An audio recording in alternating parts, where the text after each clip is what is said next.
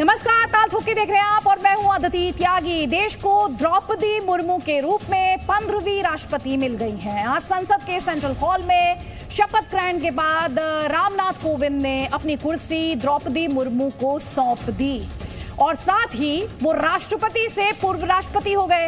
अब सरकार कोई भी कानून बनाएगी तो वो द्रौपदी मुर्मू के सिग्नेचर से अमल में आएंगे। विपक्ष को भी किसी बात पर दुहाई देनी होगी तो इसकी तकलीफ को, विपक्ष की तकलीफ को द्रौपदी मुर्मू ही सुनेंगी।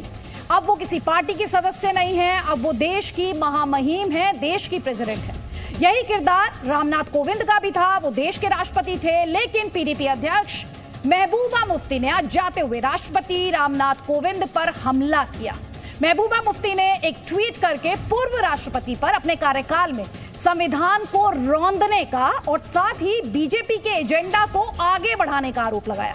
उनके ट्वीट में साफ दिखता है कि महबूबा मुफ्ती ने अपनी सारी टीस इस बात पर निकाली कि आर्टिकल 370 और सीए पर रामनाथ कोविंद ने कुछ क्यों नहीं किया, मतलब इन कानूनों को रोका क्यों नहीं।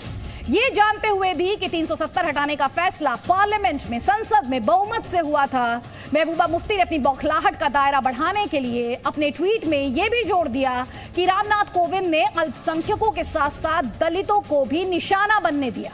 ये हमला रामनाथ कोविंद पर था। देखिए, ये वो ट्वीट है जो महबूबा मुफ्ती द्वारा किया गया, लेकिन महबूबा मुफ्ती ने इस ट्वीट के माध्यम से ये मैसेज देने की कोशिश की कि भले ही अब इस पद पर द्रौपदी मुर्मू हो, लेकिन होगा तो वही जो मोदी सरकार चाहेगी, यानी संवैधानिक पद पर उसकी निष्पक्षता पर लांछन लगाने की सीधी सीधी कोशिश जो महबूबा मुफ्ती के इस ट्वीट से झलकती है, जो भी आपने देखा। आपको बता देते हैं, इसी से जुड़ा हुआ हमारा आज का पोल क्वेश्चन है, क्या राष्ट्रपति पद को किसी पार्टी के साथ जोड़ना लोकतंत्र का अपमान है? आपको क्या लगता है, राष्ट्रपति पद को किसी पार्टी से जोड़ना क्या लोकतंत्र का अपमान है? आपका जवाब हाँ या ना जो भी हो हम तक पहुंचाइए znews.com/vote के माध्यम से। आपका रिस्पॉन्स अपने इस ब्रॉडकास्ट के दौरान हम शेयर करेंगे, आगे बढ़ेंगे। आपको वो तस्वीरें दिखाते हैं जब 15वें प्रेसिडेंट के तौर पर द्रौपदी मुर्मू ने शपथ ली और किस तरह से पॉलिटिकल रिएक्शंस आए। कई खास मेहमान इस वक्त हमारे साथ हैं, उनका रुख करेंगे, लेकिन पहले रिपोर्ट देखिए।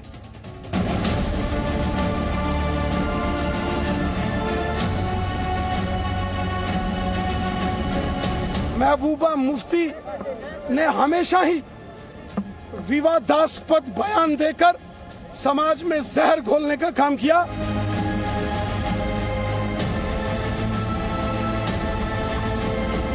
देश का एक दलित समाज से आने वाला देश के सर्वोच्च संवैधानिक पद पर आज उनका अपमान नहीं किया। उन्होंने देश के उन दलितों को, वंचितों को, गरीबों का अपमान किया है।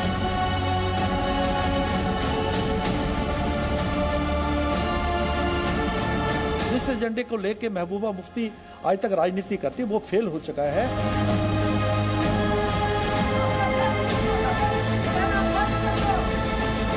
सरकार के कामों के लिए राष्ट्रपति जी को दोष देना शायद उचित नहीं है।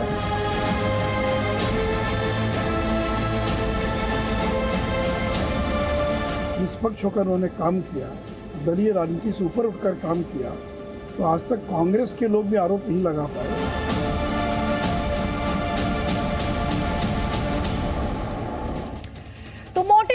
ये माना जाता है कि संसद जब किसी बिल या किसी फैसले को पास करती है तो क्योंकि वो जनमत का फैसला होता है, इसलिए राष्ट्रपति उसे देखने के बाद पास कर देते हैं, मंजूरी दे देते हैं। जहां जरूरत होती है वहां पर वो सुधार की बात कह देते हैं, समीक्षा करने को, रिव्यू करने को कह देते हैं। लेकिन भारतीय लोकतंत्र में ऐसे उदाहरण भी है जब राष्ट्रपतियों ने सरकार के फैसले से उलट जाकर अपनी शक्तियों का इस्तेमाल किया है, फैसलों को पलटने की बात कही है। डॉक्टर राजेंद्र प्रसाद से लेकर ज्ञानी जेल सिंह और प्रणब मुखर्जी ऐसे उदाहरण रहे हैं। लेकिन इनमें एक फर्क था, जब डॉक्टर राजेंद्र ने फैसलों पर आपत्ति जताई तो किसी ने उन्हें कांग्रेस विरोधी या फिर देश विरोधी नहीं कहा। ज्ञानी जेल सिंह पर किसी ने विपक्ष का एजेंडा आगे बढ़ाने का ठप्पा भी नहीं लगाया। प्रणब मुखर्जी पर भी ये तोहमत नहीं लगाई गई कि आप विपक्ष के हाथों इस्तेमाल हो रहे हैं। ना आरोप पद पर रहते हुए लगाए गए और ना ही कभी बाद में। लेकिन महबूबा मुफ्ती ने कहीं ना कहीं संवैधानिक मर्यादा को आज तोड़ दिया है और इसीलिए आज की हमारी बहस इसी सवाल के साथ है कि राष्ट्र को ना माने तो राष्ट्रपति को भी ताने। महबूबा का मर्ज क्या ये 370 का दर्द है? महामहिम दल के होते हैं देश के? सवाल का जवाब हमें और आपको सबको पता है। संविधान को कौन रौंद रहा है? ये सवाल महबूबा मुफ्ती से भी पूछा जाना चाहिए। और सवाल जो बड़ा सवाल है कि महामहिम तो देश के, तो फिर राष्ट्रपति पद पर राजनीति क्यों की जा रही है। कई खास मेहमान हमारे साथ हैं, आपको बता देते हैं। हमारे साथ नीलोफर मसूद है नेशनल कॉन्फ्रेंस से, हमारे साथ संगीत रागी हैं, आरएसएस सपोर्टर हैं, अजय आलोक हैं, पॉलिटिकल एनालिस्ट हैं, गौरव भाटिया बीजेपी के स्पोक्स पर्सन हैं, वो आपको स्क्रीन पर दिखाई दे रहे हैं। लेकिन मेरा पहला सवाल मोहित भान आपसे, और सवाल सिंपल सा है, जरूरत थी क्या इस ट्वीट की? इस ट्वीट की जरूरत थी? देखिए अदिति जी, ट्वीट की बिल्कुल जरूरत थी।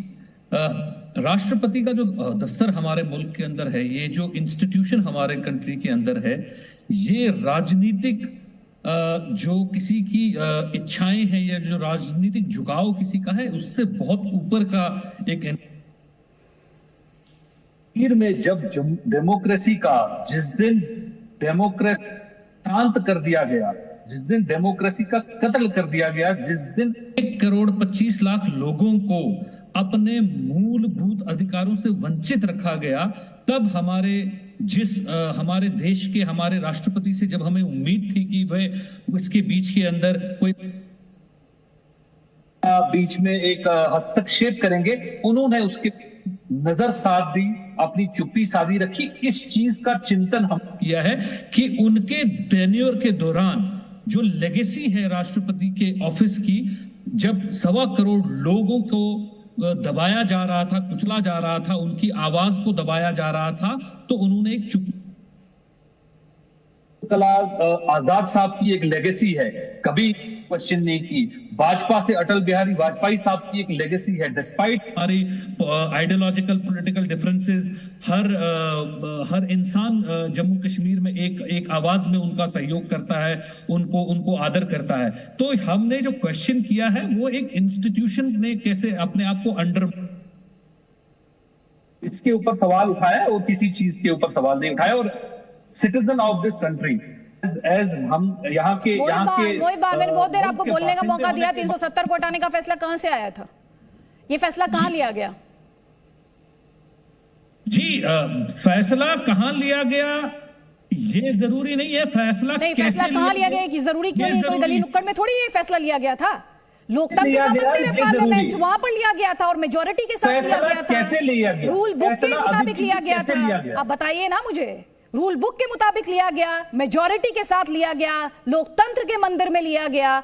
तो इंस्टीट्यूट, तो राष्ट्रपति की आप बात कर रहे हैं और राष्ट्रपति पर सवाल उठा रहे, कैसे उठा रहे सर? लोकतंत्र की समझ मुझे पूरा यकीन है आपको भी है। रूल बुक के हिसाब से नहीं लिया गया अदिति जी।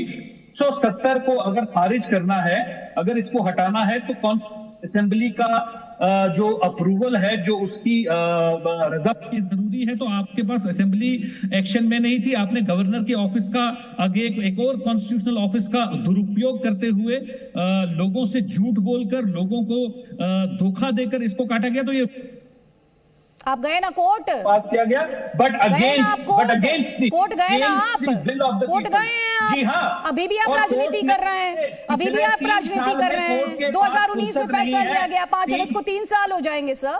आप कोर्ट गए, जवाब लीजिए बीजेपी से। गौरव भाटिया, आपने इंस्टीट्यूशंस को अंडरमाइन किया है, उसमें प्रेसिडेंट का ऑफिस भी इंक्लूडेड है, ये आरोप पीडीपी आप पर लगा रही है। लेकिन 1,25,00,000 लोगों, सुन लीजिए सर, सुन लीजिए प्लीज, ये एग्जैजरेशन में इस तरह के आरोप मत लगाया कीजिए। दबा दी गई आवाज 1,25,00,000 लोगों की, कुचल दिया गया, वहां से सेलिब्रेशन की तस्वीरें भी आई सर, महिलाओं के राइट्स की भी बात हुई। लेकिन कोर्ट का भी क्या फैसला है? नहीं सुन लीजिए। हाँ, तो इंतजार कीजिए ना, इंतजार कीजिए। आप तो प्रेसिडेंट ऑफिस को नहीं छोड़ रहे। ठीक है सर, अब आप जवाब ले लीजिए। मोहित भान जवाब ले लीजिए। गौरव भाटिया, आपने इंस्टीट्यूशन को अंडरमाइन किया। अदिति जी, जब आज देश में खुशियां मनाई जा रही हैं, एक नई उमंग है, जब देश को 15वां राष्ट्रपति मिला है और रामनाथ कोविंद जी ने अपने कार्यकाल में देश की सेवा करी है, देश सर्वोपरि है, इस मंत्र से करी है, उनके आखिरी दिन कार्यकाल के इस तरह का अनर्गल बयान देना, ये अपने आप में दिखाता है कि इनकी आस्था संविधान में नहीं है और जो संवैधानिक पदों पे बैठते हैं उस पे भी नहीं।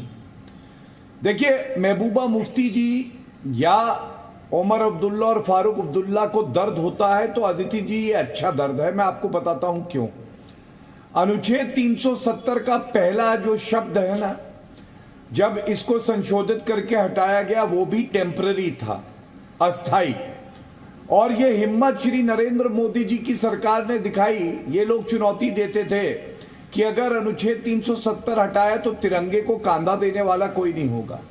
आप मुझे बताइए, महबूबा मुफ्ती पूर्व मुख्यमंत्री रही, इस देश के लोगों ने उन्हें सम्मान दिया और तिरंगे को कांधा देने वाला कोई नहीं रहेगा, ये शब्दों का इस्तेमाल करेंगे। आज पीडीपी का ये हाल है कि इनका जनाजा जा रहा है और कांधा देने वाला कोई नहीं है। दूसरी बात देखिए, आपके मत अलग अलग हो सकते हैं, मतभेद हो सकते हैं, लेकिन आप एक राष्ट्रपति पे इस तरह के अनर्गल आरोप लगाएं कि वो बीजेपी का एजेंडा चला रहे। अरे याद करिए, अनुच्छेद 370 की जब बहस संसद के पटल पर हो रही थी तो पीडीपी के सांसद अदिति जी कपड़े फाड़ रहे थे, अपने चर्चा नहीं कर रहे थे। और अभी भी महबूबा मुफ्ती क्या कहती हैं? पाकिस्तान से बात कर लो, पाकिस्तान से बात कर लो। अरे हमारा अंदरूनी मामला है, बड़ा याराना लगता है पाकिस्तान से, क्यों बात कर ले? ये महबूबा मुफ्ती वो है अदिति जी जिनके लिए बुरहान वानी जो है वो हीरो है। वीक किया प्रेसिडेंट के ऑफिस को, बीजेपी ने कमजोर किया और प्रेसिडेंट के ऑफिस ने बीजेपी के एजेंडे को आगे बढ़ाया। लेकिन जो सवाल यहां पर गौरव भाटिया ने उठाए, मोहित भान, उस पर आपका जवाब, जब तक सीएम की पोस्ट थी तब तक कोई दिक्कत नहीं थी, जब तक सत्ता भोगने को मिल रही थी तब तक कोई दिक्कत नहीं थी। अब जब सवाल है 370 हटाया गया और वहां पर ये ग्राउंड पर सेंस है मोहित भान कि कैसे परिवारों के हाथ में सत्ता केंद्रित रही, पावर केंद्रित रही, उससे आप इंकार नहीं कर सकते। तो पावर का विकेंद्रीकरण हुआ है। देखिए, जहां तक आप सत्ता की बात कर रहे हैं, सत्ता का जो हमने सत्ता पकड़ी वो हमने लोगों के मत से पकड़ी है। वो हमने किसी के घर में डाका डालकर सत्ता नहीं पकड़ी है। वो लोगों ने इलेक्शन होते हैं, इलेक्शन हुए, हम लोगों के बीच में लोगों ने वोट डाला, ठीक है, वो तब जाकर हमने सत्ता पकड़ी और सत्ता हमने, और आज भी हम आज संविधान की बात कर रहे हैं। संविधान की इज्जत अगर आज भी कोई करता है तो जम्मू कश्मीर से ज्यादा संविधान की इज्जत या हमारी पार्टी से ज्यादा कोई नहीं करती है। एक साल हमारे को गैर कानूनी तरीके से बंद रखने के बाद भी जब प्रधानमंत्री जी ने दावत दिल्ली, क्योंकि संविधान में हमारा विश्वास है, क्योंकि जुडिशरी में हमारा है, हम उस दावत को कबूल करके प्रधानमंत्री जी से मिले और हमने जो हमारा जो अपना वक्तव्य है, जो हमारा नजरिया है, वो हमने उनके सामने रखा। गौरव भाटिया जी हमारे को संविधान का ज्ञान ना दे। हमने 8000 वर्करों की डेमोक्रेसी को जिंदा रखने के लिए कुर्बानी दी है। हमारी पार्टी से या जम्मू कश्मीर की रीजनल पार्टी से 8000 लोग इस तिरंगे को फहराने, इस ऊंचा रखने के लिए। तो आप हमें मत सिखाइए कि तिरंगे की इज्जत कैसे या तिरंगे को कैसे फहराना है। तो दूसरी बात जहां जो इन्होंने नहीं, पहले एक जवाब ले लीजिए, जवाब लीजिए। ये कह रहे हैं आप हमें मत सिखाइए, हमारे वर्कर्स ने तिरंगे को थामा है। एक सेकंड सुन लीजिए ना मोहित भान, जवाब दिलवाती हूँ आपको। बीजेपी से कह रहे हैं गौरव भाटिया, ये कह रहे हैं कि हमने हमारे वर्कर्स ने तिरंगे को सम्मान दिया है। भाई आप मत सिखाइए हमें देशभक्ति। अदिति जी, होता क्या है, इन लोग की याददाश्त जो है बड़ी कमजोर हो जाती है। राजनीति के गजनी है। आपको याद करना चाहिए, जब अनुच्छेद 370 संशोधन हो गया, महबूबा मुफ्ती का बयान है, उन्होंने कहा मैं तिरंगा हाथ में नहीं लूंगी जब तक कि इसको बहाल नहीं किया जाएगा। हर घर तिरंगा कैंपेन हम चला रहे हैं। अभी 2 दिन पहले महबूबा मुफ्ती का क्या बयान आया? उन्होंने कहा मजबूर कर रहे हैं आप लोगों को, जबरदस्ती राष्ट्रवाद थोप रहे हैं। ये तो तिरंगे का सम्मान हुआ। दूसरी बात, मैंने बताया संसद के पटल पर जब चर्चा हो रही थी तो ये लोग कपड़े फाड़ रहे थे। सुप्रीम कोर्ट मामला गया, सुप्रीम कोर्ट ने इसमें स्टे नहीं लगाया। क्या ये सत्य नहीं है? सुप्रीम कोर्ट ने स्टे क्यों नहीं लगाया संशोधन में? क्योंकि सुप्रीम कोर्ट ये मानता है कि जो हुआ प्रथम दृष्टया वो संवैधानिक हुआ, मामला अभी लंबित है। और तीसरी बात मैं बता दूं, ये वो लोग हैं जो बुरहान वानी को हीरो मनाते हैं। ये लोग वो लोग हैं जो लोग पाकिस्तान से कहते हैं बात करो। मैं एक बात पूछना चाहता हूं, पूर्व राष्ट्रपति कोविंद जी संविधान का एजेंडा चला रहे थे, बीजेपी का नहीं, लेकिन ऐसा लगता है महबूबा मुफ्ती तो पाकिस्तान का एजेंडा चला रही हैं। कितनी किस्त आती है वहां से, ये तो बता दीजिए। मोहित भान, और सवाल अभी आपने तिरंगे को लेकर कहा कि आपके वर्कर्स ने तिरंगा थामा, तो महबूबा मुफ्ती का तो बयान है तिरंगा उठाने वाला कोई नहीं होगा। बिल्कुल बयान है अदिति जी। पहली बात इन्होंने हमें बोला अगर हम राजनीति के गजनी है ना तो डेमोक्रेसी की डी कंपनी है। इन्होंने डेमोक्रेसी को गुंडागर्दी से जिंदा रखा हुआ है। अगर हम राजनीति में गजनी है तो गौरव भाटिया जी आप डेमोक्रेसी के डी कंपनी हो, जिन्होंने बंदूक की नोक के ऊपर सियासत चलाने का हमारे देश में शुरू की है। आप बात कर रहे हैं कि हमने तिरंगे की, आप तिरंगे की बात कर रहे हैं, तिरंगे के लिए बयान दिया, हमने तिरंगा उठाने से मना नहीं किया। हमने तिरंगे के बयान इसलिए दिया क्योंकि हमारे दिल में जज्बात हमारे स्टेट के झंडे के लिए भी है और देश के झंडे के लिए भी है। ये दोनों झंडे किसी की जागीर नहीं है, अपनी मर्जी से चलाएंगे। आप तिरंगा रैली की आज बात कर रहे हैं, आपने तिरंगा की 52 साल में आपने तिरंगा नहीं चलाया, लेकिन आज कर रहे हैं उस तिरंगा रैली के लिए किराए आप जम्मू से लेके आपके पास यहाँ पे लोग नहीं है। मिस्टर भान एक सवाल ले लीजिए। कार्यकर्ता मिस्टर भान और हिमाचल प्रदेश तिरंगा की ले सुनी नहीं। मिस्टर मोहित भान जो बातें आप कर रहे हैं, कुल मिलाकर ये है क्योंकि आपको स्टेट का झंडा उठाने को नहीं मिल रहा है। एक सेकेंड मोहित भान, आपकी बातों से ऐसा लग रहा है क्योंकि आपको स्टेट का झंडा उठाने को नहीं मिल रहा इसलिए आप तिरंगा नहीं उठाएंगे। आपकी बातों से ऐसा लग रहा है। मैं सवाल पर वापस लौटूंगी, इस सवाल पर मैं वापस लौटूंगी। जल्दी से कमेंट लूंगी अजय आलोक जी का, प्लीज अजय आलोक, मेरा सवाल ये है, प्रेसिडेंट का ऑफिस सुन लीजिए प्लीज। मोहित भान, मैंने आपको शुरुआत में ही काफी वक्त दिया है, प्लीज अब आप इंतजार कीजिए अपनी बारी का। और भी पैनलिस्ट है, मैं एक कमेंट लूंगी, आप इस सवाल का जवाब जरूर दीजिएगा उस समय मुझे। आप स्टेट के झंडे की बात कर रहे थे, क्योंकि स्टेट के झंडा उठाने को नहीं मिल रहा स्टेट का, तो इसलिए आप तिरंगा नहीं उठाएंगे, ये मैसेज देने की कोशिश कर रहे हैं। सवाल का जवाब दीजिएगा आपसे थोड़ी देर में। लेकिन अजय आलोक, जो ट्वीट किया गया महबूबा मुफ्ती द्वारा, जो ये बड़ा अटैक पूर्व राष्ट्रपति रामनाथ कोविंद पर कि ये बीजेपी का एजेंडा आगे बढ़ा रहे थे। देखिए, राष्ट्रपति कोविंद पे अटैक नहीं है, ये कहीं ना कहीं देश के संविधान पे उन्होंने अटैक किया है। उनको देश के संविधान की समझ नहीं है, समझ होती तो ये ट्वीट नहीं करती। पार्लियामेंट द्वारा पारित कानून, कोई भी चीज राष्ट्रपति को साइन करना ही होता है। वो एक बार फाइल लौटा सकता है, दूसरी बार उसको साइन करना ही करना है।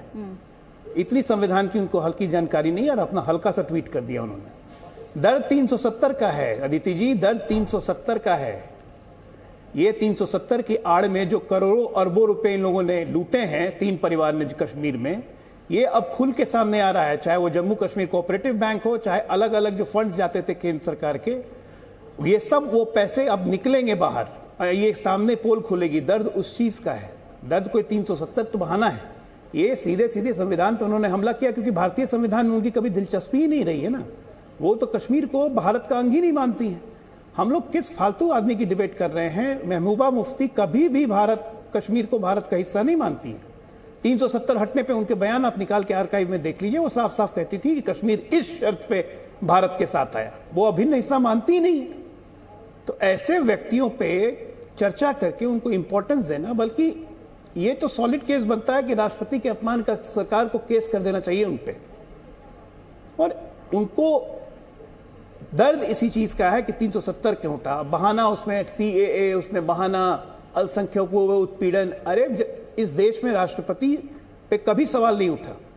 जब संविधान में 42वां संशोधन करके सेकुलर शब्द घुसाया गया 1976 में इमरजेंसी में, जब पूरा विपक्ष जेल में था, तब तो फखरुद्दीन अली अहमद ने तुरंत 1 मिनट में साइन कर दिया। आज तक कोई इस पर सवाल नहीं उठाता है।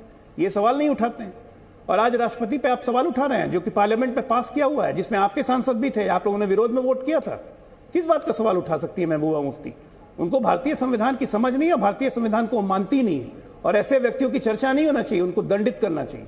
ठीक है, आपने 2 बातें यहाँ पर की है। मोहित भान, पहले तो आपका काउंटर, उसके बाद गौरव भाटिया। यहाँ पर अजय आलोक ये कह रहे हैं सरकार को उनके खिलाफ एक्शन लेना चाहिए। पहले मोहित भान 30 सेकंड, उसके बाद गौरव भाटिया 30 सेकंड, प्लीज जल्दी जल्दी। देखिए अजय जी हमारे को संविधान की बात कर रहे हैं। इन्होंने पहले ही देखिए राष्ट्रपति को बता दिया कि एक बार वो फाइल उठा सकते हैं, उसके बाद वो फाइल की और देख ही नहीं सकते। उनको जो सरकार ने दे दिया वो करना है। तो यही मेरा कहना बार बार था कि ये अंडरमाइन कर रहे हैं इस ऑफिस को। इनकी नजर में RSS और BJP से बड़ा कोई दफ्तर ही नहीं है, कोई ऑफिस ही नहीं है। तो इनके हिसाब से तो जो इन्होंने वहां से धकेल दिया वो वहां से पास चाहिए।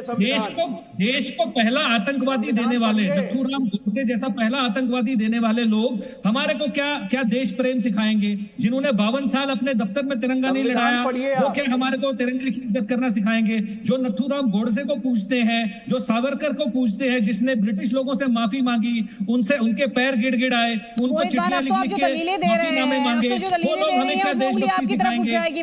बुरहान वानी को लेकर, बुरहान वानी को अभी आप आतंकवादी की बात कर रहे हैं। बुरहान वानी को लेकर आपकी पार्टी का क्या स्टैंड था?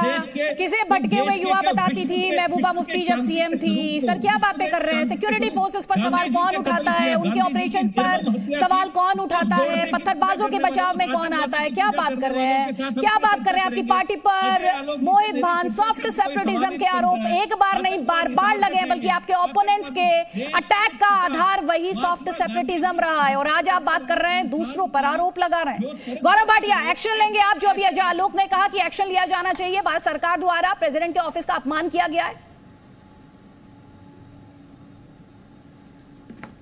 देखिए अदिति जी, सबसे पहले तो चर्चा में मैं अपना वक्तव्य रखूंगा, कुछ बिंदु हैं, लेकिन मेरे 2 सवाल हैं। पहला सवाल मेरा यह है मिस्टर भान से। मिस्टर भान, आप तिरंगे की बहुत बात करते हैं, दर्शकों को बताएंगे कि तिरंगे का किसने डिजाइन किया था और स्वीकारा हमारी कॉन्स्टिट्यूएंट असेंबली ने? और दूसरी बात, बुरहान वानी आतंकवादी है, कृपया करके दर्शकों के लिए इतना बोल दीजिए। जब ये बोल देंगे अदिति जी, मैं अपनी बात पूरी कर लूंगा, लेकिन देखना चाहता हूं इनका असली चरित्र क्या है।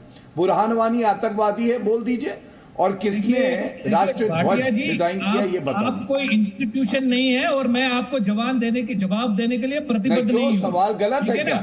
आप एक पार्टियों से ये तो मैंने आपसे पूछा, बुरहान वानी को लेकर आपकी पार्टी का क्या स्टैंड रहा? आपकी पार्टी का क्या स्टैंड रहा? आपकी पार्टी का क्या स्टैंड रहा बुरहान वानी को लेकर? सवाल तो मैंने उससे पहले पूछा आपसे। आप बुरहान वानी को लेकर जवाब दीजिए मुझे। नहीं, बुरहान वानी को लेकर आप जवाब दीजिए मुझे। आप चर्चा के ऊपर आए। एक रुपए का नोट पाकिस्तान दिखाएगा, स्टैंड है। मोहित भान, मैं आपसे क्या सवाल पूछ रही हूँ? बुरहान वानी को लेकर तो मैंने सवाल पूछा ना, मैंने भी आपसे सवाल पूछा, आप मुझे जवाब दे दीजिए। आप गौरव भाटिया को रहने दीजिए, गौरव भाटिया को जवाब मत दीजिए, मुझे जवाब दे दीजिए। आप मेरे बारे में गूगल कर लीजिए, अगर आपको ये चर्चा चाहिए, आपको जानकारी मेरे स्टैंड के बारे में चाहिए, आप मेरे बारे में गूगल कर लीजिए, आपको मिल जाएगी। मैं गौरव भाटिया को जवाब देने के लिए गौरव भाटिया का सवाल नहीं, मैं आपसे अपने सवाल का जवाब मांग रही हूँ। मोहित भान, पार्लियामेंट को ना आप सुप्रीम कोर्ट हो, ना प्रेसिडेंट का ऑफिस हो। मोहित भान, आपकी एक के बाद एक आरोप लगा रहे हैं। आपकी पार्टी पर जो आरोप लगते हैं उन पर तो जवाब दीजिए। सियासी वर्कर है। बुरहान वानी को लेकर आपकी पार्टी का क्या स्टैंड रहा? भाई डिबेट में सवालों के जवाब ही तो होंगे, वाद विवाद तभी होता है ना। मोहित भान, डिबेट यही है ना, वाद विवाद। आप जवाब देने से कतरा रहे हैं, आप भाग रहे हैं। आप बुरहान वानी को लेकर तो मेरा भी सवाल था आपसे, अब मत दीजिए गौरव भाटिया को जवाब, मेरे सवाल का तो जवाब दे दीजिए। अब बताइए अदिति जी, आप बुरहान वानी को लेकर आपकी पार्टी का क्या स्टैंड है? आतंकी था कि नहीं था? देखिए, बुरहान वानी को लेकर मेरे स्टैंड से कोई चीज नहीं, मैं आपके स्टैंड की बात नहीं कर रही, मैं आपकी पार्टी के स्टैंड की बात कर रही हूं। बुरहान वानी ने बंदूक का रास्ता उठाया, बुरहान वानी ने बंदूक लेकर एक अलगाववाद की सियासत की। सही था, गलत था, आतंकी था, मेरे सर्टिफिकेट देने से वो देशभक्त नहीं बन जाएगा या वो आतंकवादी नहीं बन जाएगा। बुरहान वानी क्या था ये सारी दुनिया जानती है। छोड़ दीजिए, बेचारे बड़े घबराए हुए हैं, थर-थर कांप रहे हैं। उन्होंने बंदूक का रास्ता अपनाया। थर-थर क्यों कांप रहे हैं भैया? कांप क्यों रहे हो? गौरव भाटिया जी को कोई सवाल या जवाब देने क्यों रहे हो? हम तो ये पूछ रहे हैं। आप गौरव भाटिया जी इस सवाल पे बताया, ये तो बता दो। प्रेसिडेंट के ऑफिस आपने प्रेसिडेंट के ऑफिस को अंडरमाइन किया। ठीक है, अब जल्दी जल्दी एक कमेंट यहाँ पर नीलोफर मसूद, पहले आपका कमेंट, प्रेसिडेंट के ऑफिस को अंडरमाइन किया गया, उसके बाद आमिर जमई भी हमारे साथ है, जल्दी जल्दी, उसके बाद Sangeet Ragi please. Nilofar Masood please, Mohit Bhan now you wait for your turn please, thank you. देने के लिए मैं काफी टाइम से बहस सुन रही हूँ। इसमें कोई दो राय नहीं है कि जब भी प्रेसिडेंट माननीय राष्ट्रपति जी इनफैक्ट अब उनका नाम आएगा रामनाथ कोविंद जी का, तब हमारे लिए दिलों में एक तलखी जो है 370 को लेकर अभी यहाँ बहस छिड़ी, काफी बातें कही गई, गौरव जी ने भी कही और अजय जी ने भी कही। मैं तो उनसे सहमत नहीं हूँ। अगर कॉन्स्टिट्यूशन का वो मान रखते तो उसी कॉन्स्टिट्यूशन का ही हिस्सा 370 था जिसको हटा लिया गया है, इसमें कोई शक नहीं है, पार्लियामेंट ने पास किया। लेकिन इसमें भी कोई दो राय नहीं है कि जो अप्रूवल आया वो हमारे माननीय राष्ट्रपति कोविंद जी ने ही दे दिया। अभी यहाँ अजय जी कह रहे थे कि वो फाइल वापस भेज सकते थे, या भेजेंगे तो फिर तुमको करना ही करना है। हमारे कॉन्स्टिट्यूशन में ये प्रोवाइड है कि वो नॉमिनल हेड है। नॉमिनल हेड मींस कि अगर हमारी जो कंट्री है वो पार्लियामेंट्री सिस्टम में बिलीव करती है, तो वहां पर प्रेसिडेंट का क्या रोल है? प्रेसिडेंट रोल डिजूर रोल है, कॉन्स्टिट्यूशनल हेड उसको माना जाता है।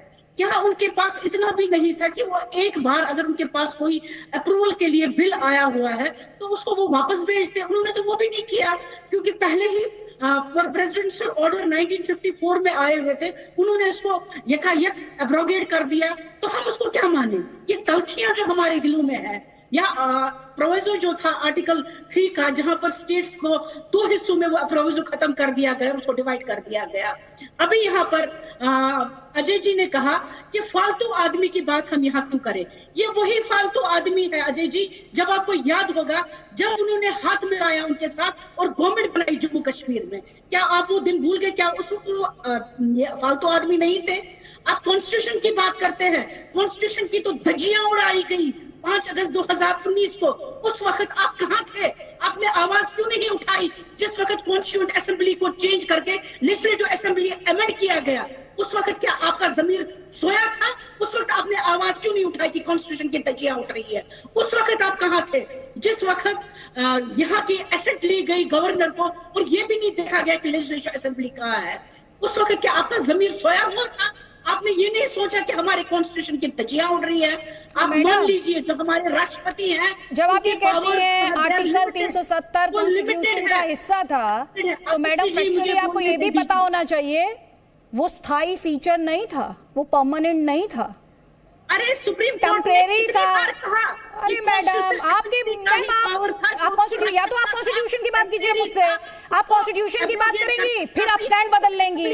आप कॉन्स्टिट्यूशन की बात करिए ना, संविधान की मैडम। तो टेम्परेरी था या परमानेंट था? क्या मेंशन था? बस इतना बता दीजिए मुझे। आदित्य जी मैं संविधान की ही बात कर रही हूँ। हाँ, उसमें लिखा परमानेंट फीचर है। नहीं, उसमें क्या लिखा था, टेम्परेरी की परमानेंट? ऑनरेबल सुप्रीम कोर्ट को आप मानती हैं? मैडम आपसे मैं क्या पूछ रही हूँ, आप कॉन्स्टिट्यूशन की बात करिए तो कॉन्स्टिट्यूशन की बात कीजिए। आप जवाब नहीं देंगी उस पर, आप जवाब नहीं देंगी और ये दर्शक देख रहे हैं, और इसीलिए मैंने आपसे वो सवाल 3 बार पूछा है। आपको अजय आलोक जवाब देना चाह रहे हैं, उसके बाद संगीत रागी। जल्दी जल्दी प्लीज ये कॉन्स्टिट्यूएंट जवाब ले लीजिए अजय आलोक।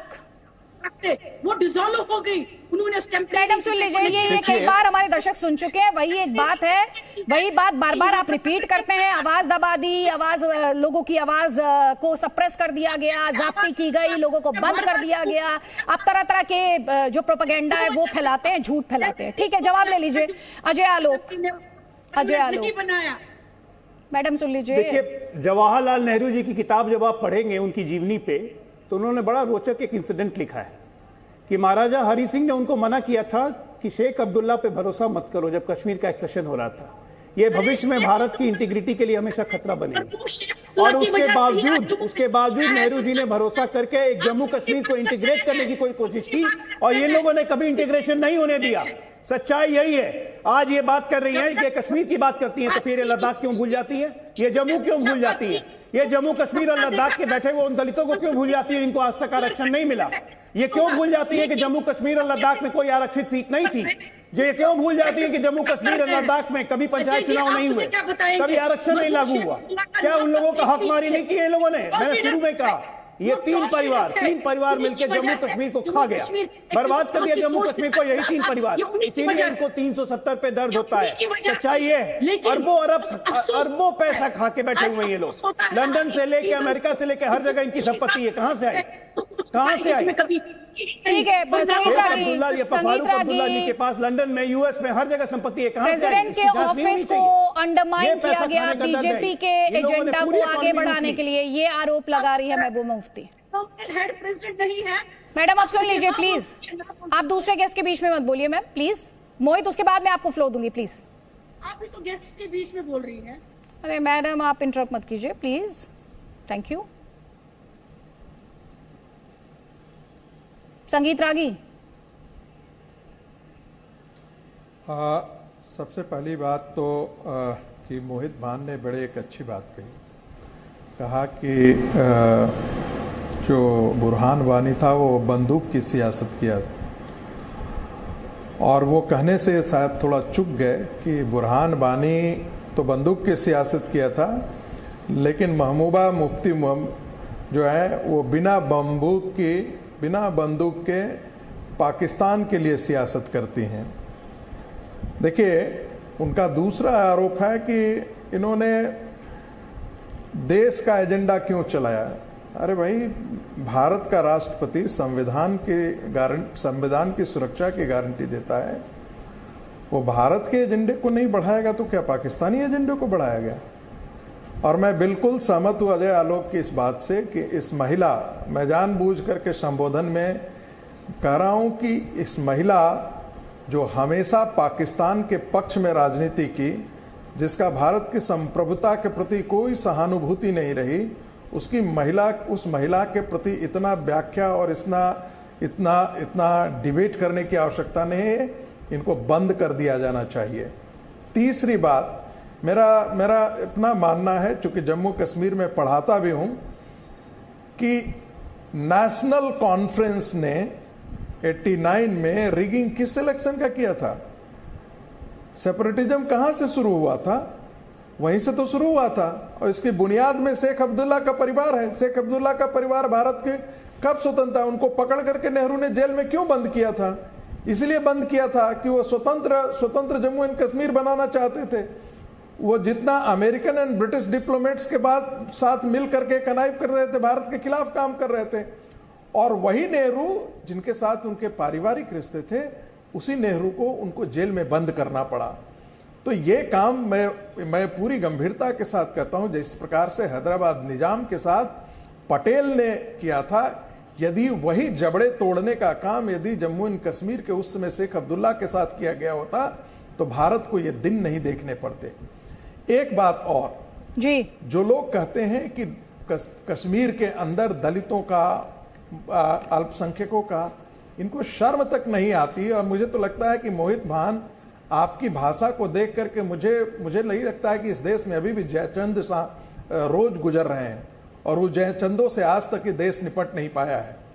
अरे कितने पाकिस्तानी आए थे, पाकिस्तानी हिंदू आकर के, जो हिंदू बस गए थे, जो पंजाब से माइग्रेट करके हिंदू आकर के कश्मीर में बस गए थे, उनको जानवरों से बदतर आपने जिंदगी दी।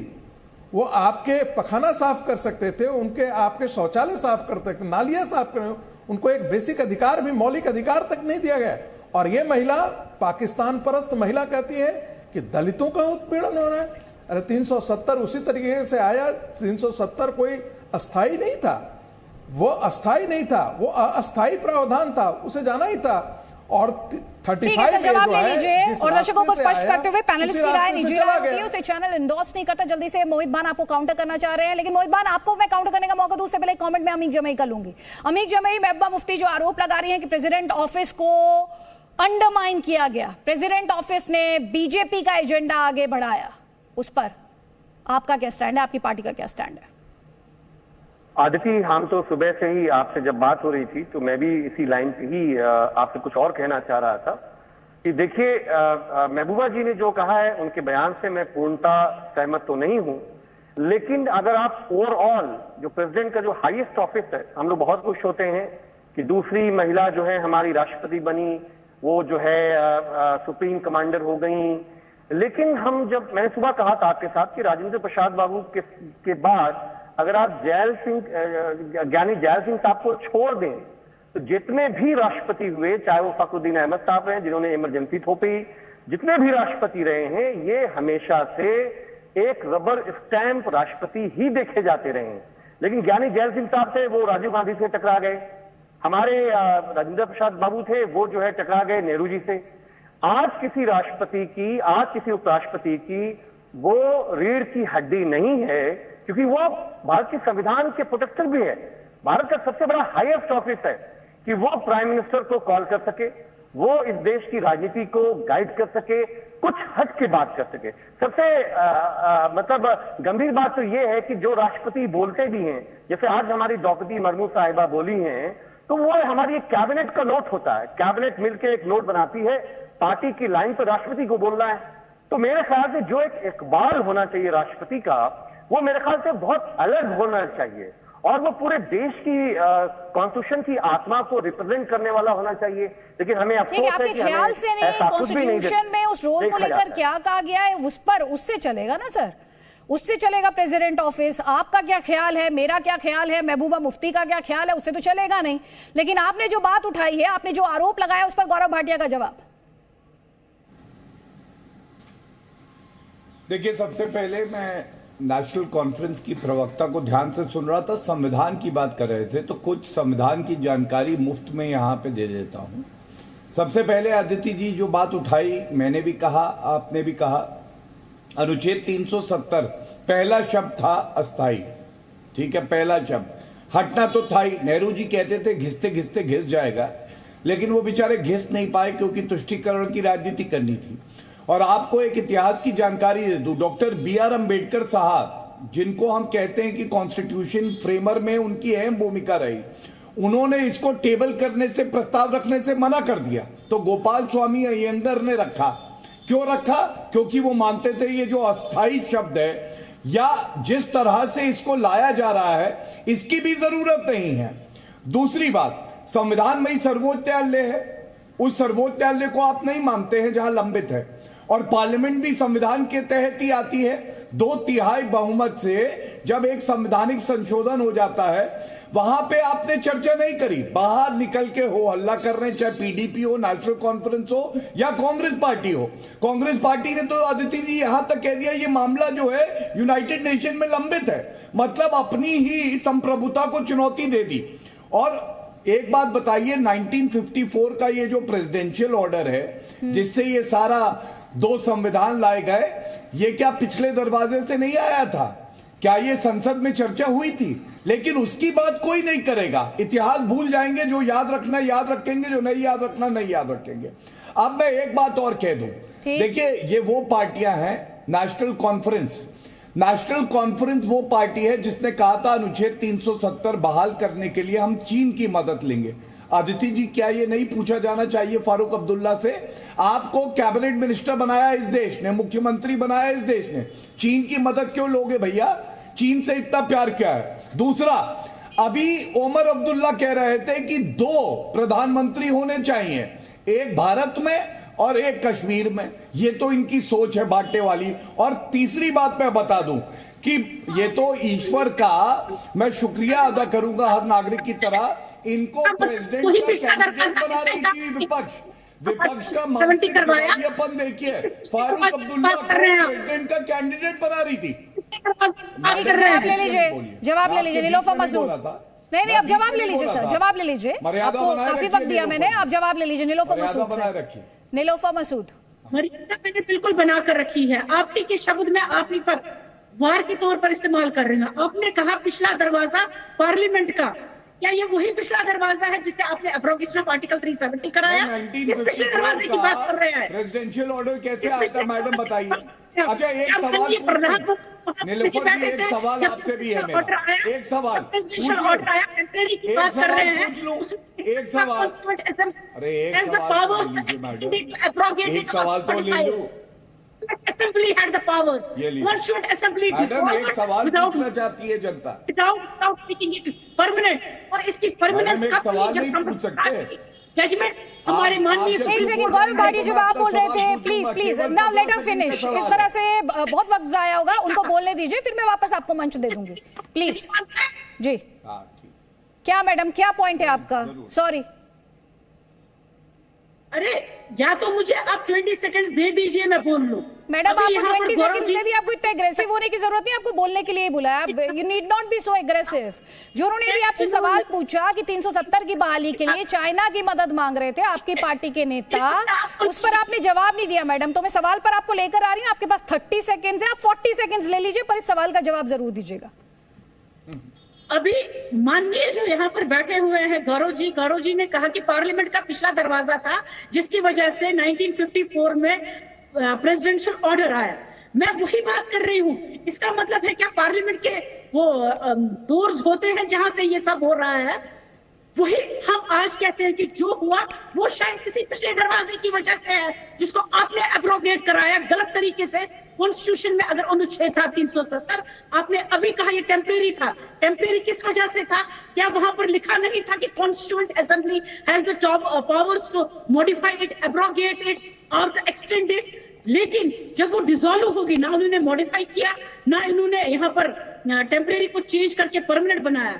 फिर संपत प्रकाश की जजमेंट नीलोफर मसूद जी मामला कोर्ट में है, मामला कोर्ट में है। मैडम आपसे जो सवाल पूछा, उन्होंने एक स्टेटमेंट का जिक्र किया था, आपकी पार्टी के नेता के एक स्टेटमेंट का जिक्र किया था, चाइना की मदद की बात की थी जिस स्टेटमेंट में, उस पर आपने जवाब नहीं दिया मुझे, उस पर आपने मुझे जवाब नहीं दिया। आपको संगीत त्यागी जवाब देना चाह रहे हैं मैडम, अब जवाब ले लीजिए मैम, प्लीज अब जवाब ले लीजिए। वाद विवाद करने आई हैं आप, वाद विवाद करने आए। संगीत त्यागी जी मैम जवाब ले लीजिए प्लीज, मैम जवाब ले लीजिए। अगर आप ऐसे बोलेंगे तो मुझे मजबूरी में ऑडियो डाउन कराना पड़ेगा प्लीज, क्योंकि डिस्टर्बेंस आएगी, क्लैरिटी नहीं आएगी और वक्त जाया होगा। मैम प्लीज तो सुन लीजिए। अरे आदिति जी, अरे मैडम मैं इस बात से इंकार नहीं करती, इस देश में कॉन्स्टिट्यूशन है, उसे चलाने के लिए इंस्टीट्यूशंस हैं, उसे अपहोल्ड करने के लिए इंस्टीट्यूशंस हैं। आपको उन इंस्टीट्यूशंस पर भरोसा करने की जरूरत है। मैं सिर्फ आपको सरल भाषा में स्पष्ट शब्दों में ये कहना चाहती हूँ। अब सुन लीजिए, अब सुन लीजिए, अब सुन लीजिए, आप दूसरे गेस्ट क्या बोल रहे हैं प्लीज मैडम सुन लीजिए। देखिए हम, आप नेशनल कॉन्फ्रेंस की प्रवक्ता हैं, आपको मालूम है कि वो संविधान जो है वो राज्य का संविधान 1956 में हुआ था और उसी समय कॉन्स्टिट्यूएंट असेंबली डिसॉल्व कर दी गई थी। तो ये कहना कि से कॉन्स्टिट्यूएंट असेंबली ने उसको उसमें अमेंडमेंट नहीं लाया, ये बहुत बेतुका तर्क है। जो संविधान बनकर के ही तैयार हुआ है 1956 में, उसके बाद कॉन्स्टिट्यूएंट असेंबली डिसॉल्व कर दी गई है। मैं राज्य के जम्मू एंड कश्मीर संविधान के, आपको जानकारी नहीं है, वो नहीं रहा। अरे भाई आपको पता नहीं है, आप दोबारा दोबारा पढ़ करके आइएगा, आप पढ़ करके आइएगा। दूसरी बात 35A बैकडोर से ही आया था। 35A पर राजेंद्र बाबू की आपत्ति थी, राजेंद्र बाबू 35A पर नहीं साइन करना चाहते थे, यह भी है, वो आपत्ति थी। और आपने 35A का क्या प्रयोग किया? 35A का आपने इसलिए आधार पर प्रयोग किया कि जो पाकिस्तान से विस्थापित आकर के हिंदू वहां बसे हैं, उनको नागरिकता नहीं देनी है, उनको कोई मौलिक अधिकार नहीं देना है। और आप नैतिकता की बात करते हैं, आप मौलिक अधिकारों की बात करते हैं। आप बताएंगे कि टेररिज्म जो है वो कश्मीर की वैली में ही क्यों है, वो लद्दाख में क्यों नहीं हुआ, जम्मू में क्यों नहीं हुआ? आपने भारत सरकार को हमेशा 70 साल में ब्लैकमेल किया है और 370 ने वो ब्लैकमेल करने की जो आपकी ताकत थी उसको खत्म कर दिया। 35A का प्रयोग आपने भारत को ब्लैकमेल, भारत की क्या स्टेट का एजेंडा, मैं वापस उसी पॉइंट पर आ रही हूँ जहाँ पे मैंने डिस्कशन में आपको उस समय रोका था और सवाल ये था क्योंकि आप स्टेट के झंडे की बात करते हैं। सर एक सेकंड सर, मुझे सारे पैनलिस्ट को मौका देना प्लीज। तो मोहित भान, क्योंकि स्टेट का झंडा नहीं है इसलिए तिरंगे को लेकर ये, इसलिए तिरंगा भी नहीं उठाएंगे, ये कहना चाह रहे थे उस वक्त आप?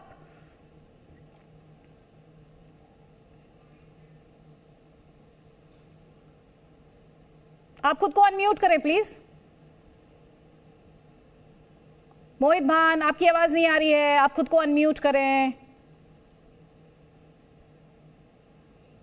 मोहित भान, आप मुझे सुन पा रहे हैं? मोहित भान 30 सेकंड में आपकी बात सुनूंगा। देखिए, हम मुद्दे को वापस तिरंगे पे ना लेकर जाएं, तिरंगे पे हम फिर से चर्चा करेंगे। तिरंगा हमारे दिल के करीब है। हमने 8000 आप ही ने जिक्र किया कि हमें ना बताएं कि तिरंगा के ऊपर हमें देशभक्ति ना सिखाएं, आप ही ने कहा था। अभी चर्चा जो है आपने ये कहा स्टेट का झंडा भी और भारत का झंडा भी, तो मैंने उससे सवाल पूछा है, आपकी लाइनों से आर्ग्यूमेंट थी, इस पर मैं फॉलो अप क्वेश्चन पूछ रही हूँ आपसे। मैं जवाब देता हूं, लेकिन पहले मेन मुद्दे पे आए। हम 30 सेकंड में बताऊं कि कैसे बीजेपी ने, कैसे आरएसएस ने इस देश के जो सुप्रीम इंस्टीट्यूशंस हैं, जो सर्वप्रिय, जो लोगों की, जनता की जो विश्वास पार्लियामेंट के बाद किसी अगर कहीं से कोई नाइंसाफी जनता की तरफ होए और वो गुहार अगर किसी से लगा सकते हैं, वो हमारे राष्ट्रपति हैं, हमारी जो सर्वोच्च न्यायालय है वो है, उनको कैसे अंडरमाइन किया ये देखना है हमारे को। चर्चा इस चीज के ऊपर है। ये गाथा जो है जम्मू कश्मीर से 5 अगस्त 2019 को शुरू हुई और राष्ट्रपति जी को बीजेपी ने चुप करवाया। ये गाथा उससे बाद आगे बढ़ती गई, कोविड का दौर आया, जहां पे मां गंगा के अंदर हमारे देशवासियों की लाशें बहती रही और बीजेपी ने उसके ऊपर सियासत की, राष्ट्रपति जी के ऑफिस को चुप कराया गया। हमारी बहनों के ऊपर हिजाब का मसला राष्ट्रपति जी के ऑफिस को चुप कराया गया। कर्नाटका में बहनों के किसने चुप करा दिया? कोविड पर राष्ट्रपति के ऑफिस को चुप कराया गया। मोहित भान, आप कुछ भी मत बोलिए प्लीज। आपका जो कॉन्स्टिट्यूशनल हेड है, सुनिए मेरी बात ध्यान से प्लीज। इतनी रिस्पॉन्सिबल तरीके से बात नहीं, इतने रिस्पॉन्सिबल तरीके से बात नहीं। आप हाई जो सबसे सर्वोच्च कॉन्स्टिट्यूशनल संवैधानिक पोस्ट है उसके हवाले से बात कर रहे हैं सर। किसने चुप करा दिया? किसने चुप करा दिया? आप कोविड पर चले गए। मैं आपसे अभी आप कह रहे थे तिरंगे, पहले आपने तिरंगे पर डिबेट स्टार्ट की, फिर मैंने तिरंगे को लेकर आपसे फॉलो अप क्वेश्चन किया तो आपने कहा नहीं ये मुद्दा नहीं है। अब आप कोविड पर चले गए सर। आप मुद्दे पर रहिए ना, दिक्कत क्या है? मैं मुद्दे पे हूं। मैं बोल रहा हूं ये गाथा जम्मू कश्मीर से शुरू हुई और तमिलनाडु तक गई। इसके अंदर इन्होंने कोई भी जगह नहीं छोड़ी। जहां जहां देश के वासियों को, जहां जहां देश के नागरिकों को सुप्रीम कोर्ट की जरूरत थी, जहां जहां उनकी अपेक्षा सुप्रीम कोर्ट से थी, प्रेसिडेंट के ऑफिस से थी, वहां वहां बीजेपी ने अपनी गुंडागर्दी, आरएसएस ने अपनी गुंडागर्दी दिखाकर। मोहित भान, आप क्या कह रहे हैं कि इस देश में अदालतें इंडिपेंडेंट नहीं है? और आपको ये नहीं पता दो अलग इंस्टीट्यूशंस है, एक तरफ देश की अदालतें, न्यायपालिका है, प्रेसिडेंट ऑफिस उससे अलग है।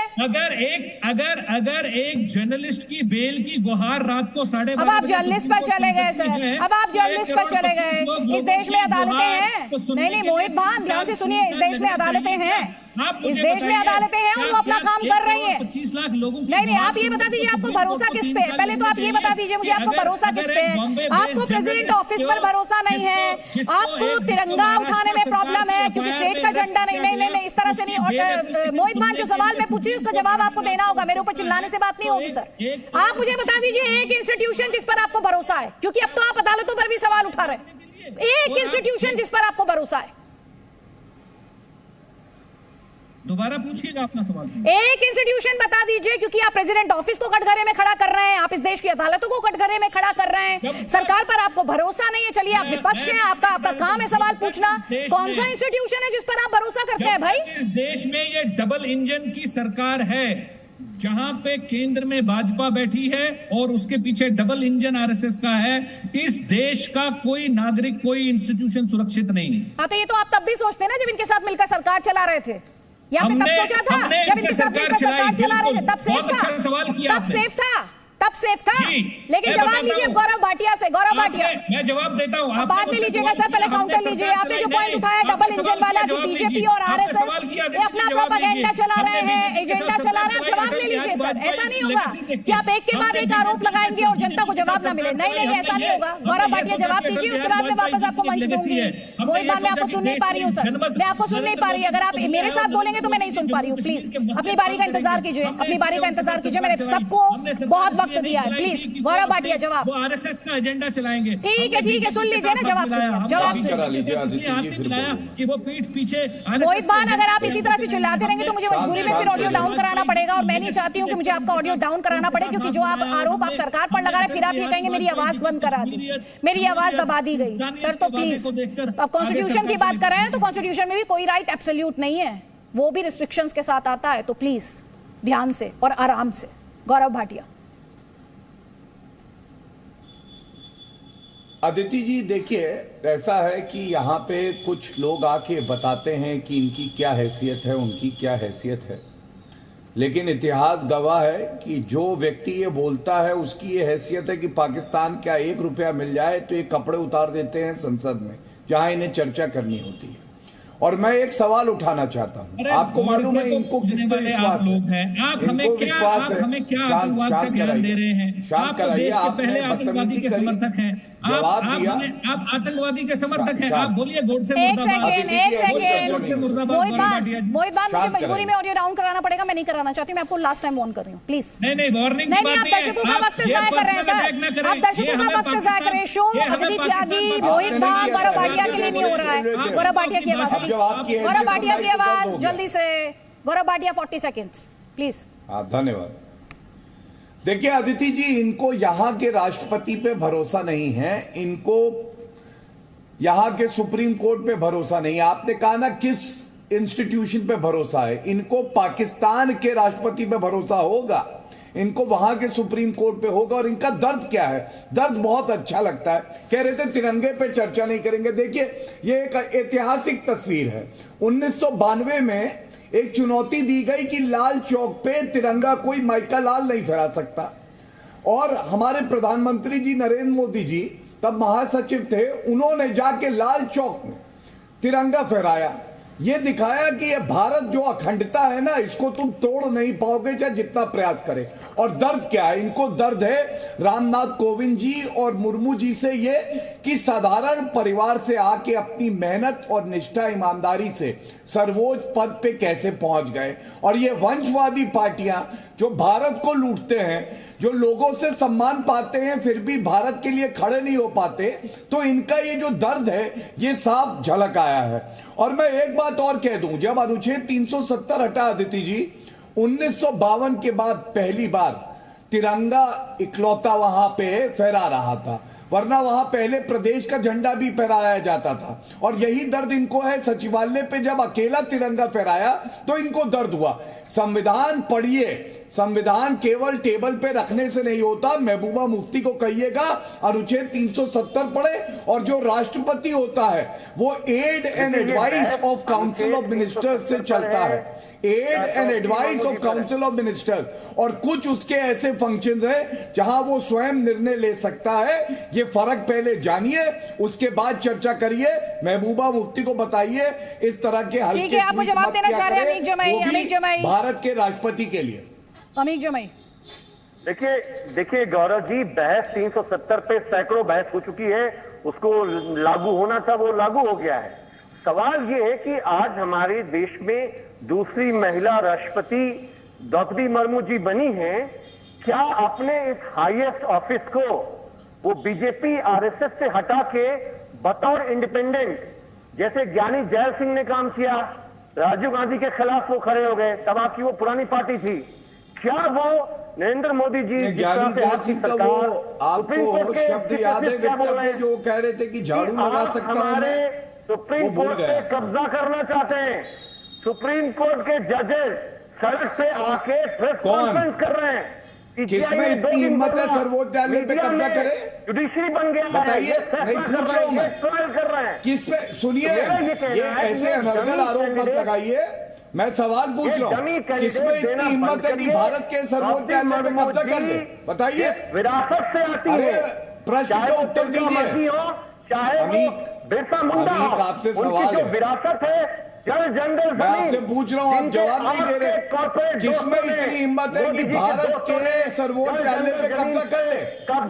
नरेंद्र मोदी जी के नेतृत्व में न्यायपालिका मजबूत हुई है, कांग्रेस की तरह नहीं है जहां सुपरसीड कर दिया जाता था, जूनियर जज को चीफ जस्टिस ऑफ इंडिया बना दिया जाता था, इमरजेंसी लगा दी जाती थी। अभी 5 साल की जेल आप सुनना ही नहीं चाहते। ठीक है अजय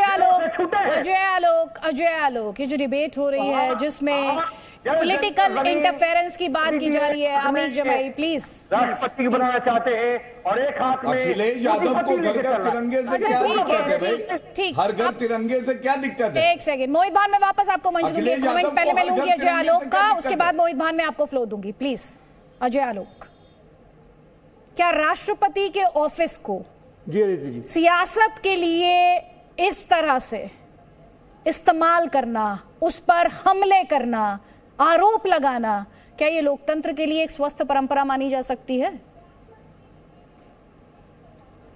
नहीं, बिल्कुल नहीं। लोकतंत्र के लिए तो कभी ये स्वस्थ परंपरा रही नहीं है, लेकिन अब इन लोगों की आदत हो गई है। इनकी आदत हो गई क्योंकि ये कुछ कुंठा और फ्रस्ट्रेशन इतने ज़्यादा भर गए हैं कि अभी देखिए अमीक जमाई पहले बोलते हैं कि देश की दूसरी महिला राष्ट्रपति बनी है, बहुत खुशी की बात, और फिर खड़े खड़े नेशनल चैनल पर बैठ के कहते हैं कि डमी को राष्ट्रपति बनाना बंद कीजिए, वो 5 साल के लिए डमी राष्ट्रपति चुनी गई है। ये हमारे देश का अपमान नहीं है, संविधान का छोड़ दीजिए, ये देश की करोड़ों महिलाओं का अपमान नहीं है, अदिति जी आपका अपमान नहीं है, इस देश के आदिवासियों का अपमान नहीं है। अपने देश की आज चुनी राष्ट्रपति, आज उन्होंने ऑफिस ग्रहण किया और ये कह रहे हैं कि डमी राष्ट्रपति है।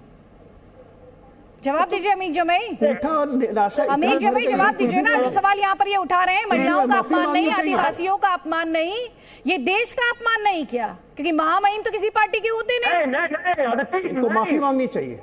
आदिति, मोदी जी के कॉर्पोरेट दोस्तों इनको माफी मांगनी चाहिए। अमिश को, आदिवासी समाज की आमिश को माफी मांगनी चाहिए। अमीर जमाई को माफी मांगनी चाहिए। देश के अमीर जमाई को माफी मांगनी चाहिए जो इन्होंने कहा है। आदिवासियों को जेल में पटाने दे रहे हैं। अमीर जमाई, आप गोलपोस्ट मत चेंज कीजिए प्लीज, एक सेकेंड। ये डमी, ये स्टैचू, क्या ये एक विपक्ष को शोभा देते हैं इस तरह के शब्द? तिरंगा जो अभियान है उसका विरोध अखिलेश यादव क्यों कर रहे हैं, ये पूछिए इनसे।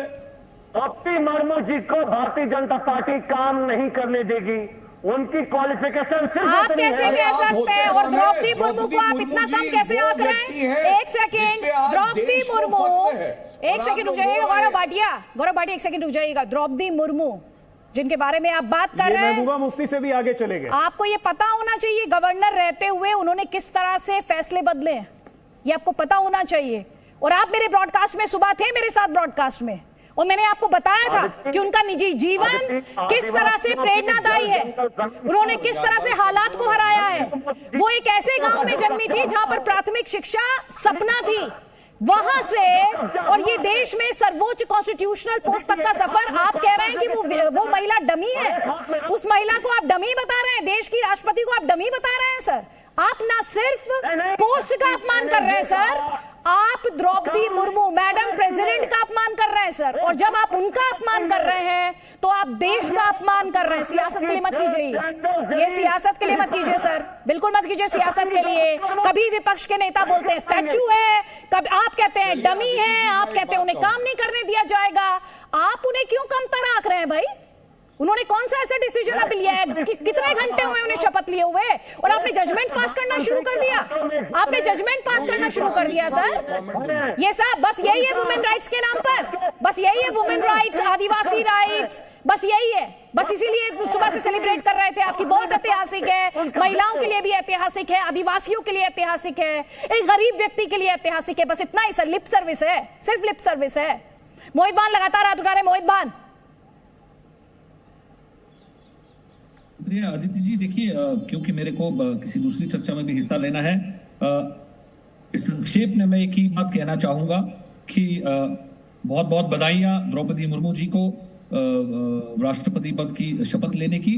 और सबसे पहले हम यही उम्मीद करेंगे हमारे देश की राष्ट्रपति साहिबा से कि वो जो पिछले 5 साल में इस दफ्तर को अंडरमाइन करने की कोशिश कुछ पॉलिटिकल पार्टीज ने या कुछ ऑर्गेनाइजेशंस ने की है, जैसा उनका पास्ट ट्रैक रिकॉर्ड रहा है, जैसा आपने भी अभी उनके पास्ट ट्रैक रिकॉर्ड को वापस दर्शाया, वो वैसी ही सख्त छवि लेकर आए और इन अपने ऑफिस को अंडरमाइन ना होने दें और एक सख्त राष्ट्रपति की झलक कैसी होती है। लेकिन सर विपक्ष को भी तो चाहिए ना, प्रेसिडेंट ऑफिस को तो जो ये देश भूल चुका है, नहीं, लेकिन विपक्ष को भी तो चाहिए। महबूबा मुफ्ती खुद कॉन्स्टिट्यूशनल पोस्ट होल्ड कर चुकी है सर, उनको तो कम से कम सेंस ऑफ रिस्पांसिबिलिटी से बात करनी चाहिए। खुद भी वो एक महिला है सर, एक कॉन्स्टिट्यूशनल पोस्ट वो होल्ड कर चुकी है, कम से कम प्रेसिडेंट ऑफिस को तो राजनीति से दूर रखना चाहिए। नहीं, मैं आपसे क्या कह रही हूँ, कम से कम प्रेसिडेंट ऑफिस को तो राजनीति से दूर रखना चाहिए। सियासत अपनी जगह है सर, सियासत अपनी जगह है। क्या आप ये कहना चाह रही थी महबूबा मुफ्ती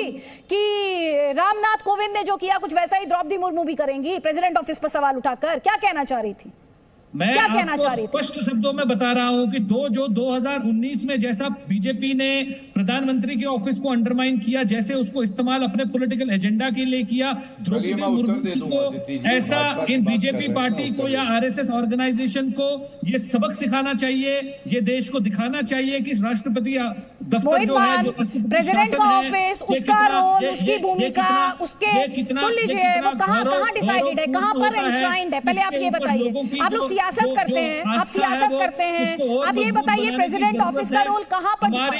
कॉन्स्टिट्यूशन में वेल डिफाइंड है ना? नहीं, कॉन्स्टिट्यूशन में वेल डिफाइंड है या नहीं? मैं आपसे क्या पूछ रही हूँ सर, आप सियासत की बात कर रहे हैं और मैं आपसे होली बुक की बात कर रही हूँ, मैं होली टेक्स्ट की बात कर रही। सुनिए मेरी बात ध्यान से, मेरी बात ध्यान से सुनिए, मेरी बात ध्यान से सुनिए। मेरी बात ध्यान से सुनिए, ध्यान से सुनिए मेरी बात। राष्ट्रपति होने के बाद प्रेसिडेंट के लिए सुन लीजिए, प्रणब मुखर्जी का ये फेमस कोट है और आज मैं उसी कोट को आपके सामने रख रही हूँ दोबारा से।